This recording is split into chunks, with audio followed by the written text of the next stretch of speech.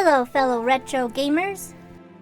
Today, we'll be examining Shenmue and why it means a lot to many people. Shenmue was released for the Dreamcast on December 29, 1999 for the Japanese market. A year later, it was released in North America and Europe. Shenmue is a 3D open-world game which is set in the mid-80s in Yokosuka, Japan. Shenmue follows the story of Ryo Hazuki, who witnessed the murder of his father. Since Ryo witnessed the murder, it's not really a mystery since we know who murdered him, but it is a murder mystery since you're investigating why your father was murdered.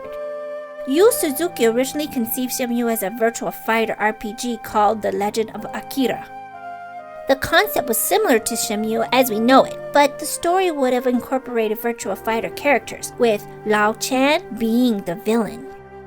During development of Virtua Fighter 3, Yu Suzuki took a trip to China and was inspired by his experience.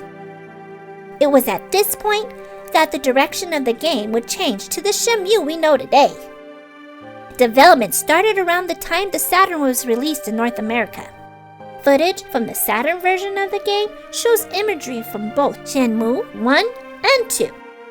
Since Shenmue was eventually cut into two parts, it's not out of the question to imagine a Saturn version could have been released.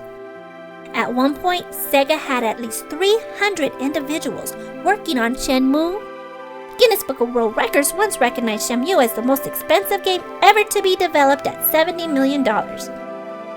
In Shenmue, Yu Suzuki created a fully interactive world.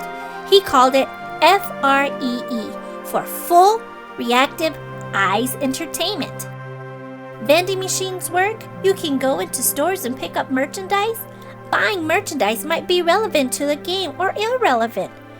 To many, it's the first modern sandbox game. As you follow the story like most RPGs, you need to talk to the people in the town. The dialogue changes for most of the townspeople based on what mission you're doing. Shenmue uses its own system of time. A full day takes place in under an hour. The game mechanics has its pros and cons. While it does make the world feel more immersive, it does create moments of boredom. For example, a mission may require you to come back the next day. The game doesn't let you sleep until 8 p.m. Until 8 o'clock, you need to waste time. Yu Suzuki did plant things in the game to do. You can gamble on slot machines, you can go to the arcade and pay real versions of Hang On and Space Harrier, or train in the dojo.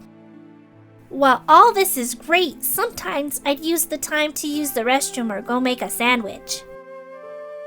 While quick time events were used for games like Dragon's Lair, Space Ace, and many other Laserdisc games, Shenmue is known for introducing quick time events for interactive cutscenes. Back in 2000, quick time events were new and kind of fun. However, nowadays, me no likey quick time events.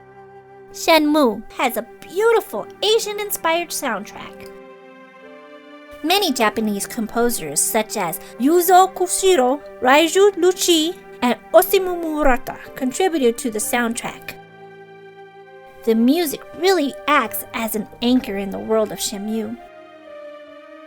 How does Shenmue stack up today? If you're playing on Dreamcast, loading times are long, texture maps are blurry, but aren't bothersome. The controls take time to get used to. However, it's just as riveting as it was 20 years ago. It's amazing to see what was accomplished during this time period. SEGA did release Shenmue 1 and 2 in HD for PCs, PlayStation 4, and Xbox One. It's really the best way to play Shenmue today. That's it for now. We'll see you next time.